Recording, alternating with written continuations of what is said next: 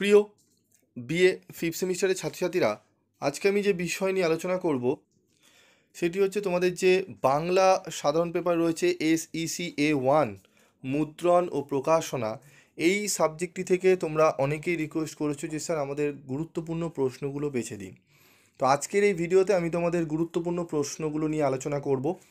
10 নম্বরের যে প্রশ্নগুলো তোমরা গুরুত্ব সহকারে করবে সেই প্রশ্নগুলো আমি আজকের ভিডিওতে আলোচনা করে দেব, এবং 5 এবং 1 নম্বরের প্রশ্নগুলো আমি তোমাদের বলবো তোমরা কি করে কোন কোন প্রশ্নগুলো করবে।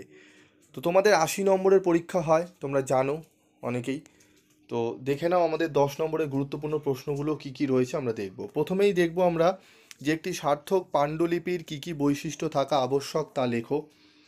গ্রন্থ বা পত্রিকার পঞ্জীকরণ বলতে কি বোঝো? পঞ্জীকরণের লক্ষ্য ও গুরুত্ব সম্পর্কে আলোচনা করো। পত্রিকার পঞ্জীকরণ কিভাবে করা হয় উদাহরণ দিয়ে লেখো।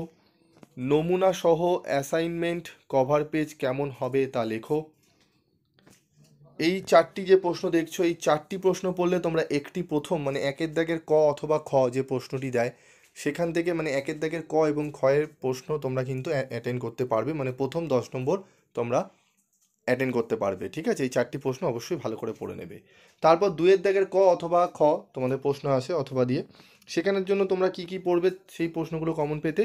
ফাইল মেনু কি, ফাইল মেনুর সাব মেনুগুলির কাজ কি কি লেখো। ঠিক আছে, ইন ডিজাইন টেক্সট কীভাবে করা যায় বিশ্লেষণ করো। আধুনিক মুদ্রণ ব্যবস্থায় পেজ মেকারের ভূমিকা আলো সম্পর্কে লেখো। কোরেল ড্র কি কি কাজ করে সেই কাজগুলির সংক্ষিপ্ত পরিচয় দাও।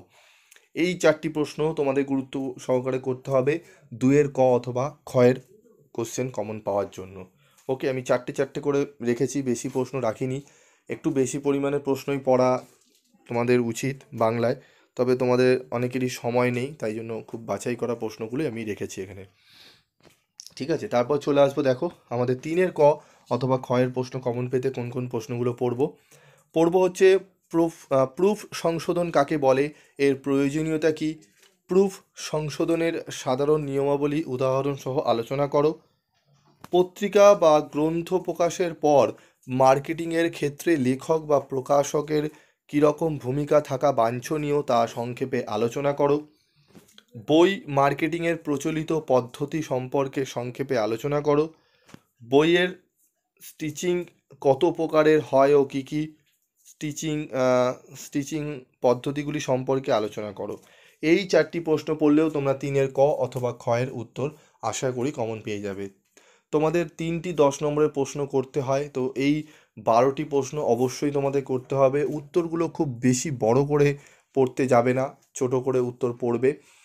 তোমাদের অতিরিক্ত লিখলেই কিন্তু যে নাম্বার বেশি দেবে তা নয়, টু দি পয়েন্ট অ্যান্সার হবে, এবং যেটুকু চেয়েছে সেই অ্যান্সারগুলো তোমরা যদি বোঝাতে পারো তাহলেই দেখবে তোমাদের 75 থেকে 80% নাম্বার তোমরা পেয়ে যাবে। তো এইগুলো ভালো করে করো। তোমাদের পরবর্তী ভিডিওতে আমি 5 নম্বরের প্রশ্ন এবং 1 নম্বরের প্রশ্ন উত্তর নিয়ে আলোচনা করব, গুরুত্বপূর্ণ প্রশ্নগুলো বলে দেবো।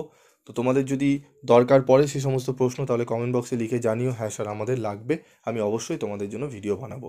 এবং তোমাদের আর কোন কোন সাবজেক্টে লাস্ট মিনিটের সাজেশন লাগবে তোমরা কমেন্ট বক্সে লিখে জানাবে। আজকের মতো ভিডিওটি এইটুকুই, দেখা হচ্ছে পরবর্তী ভিডিওতে। সকলে ভালো থেকো, সুস্থ থেকো, এবং অবশ্যই পিপি স্টাডি ক্লাসের সঙ্গে যুক্ত থেকো।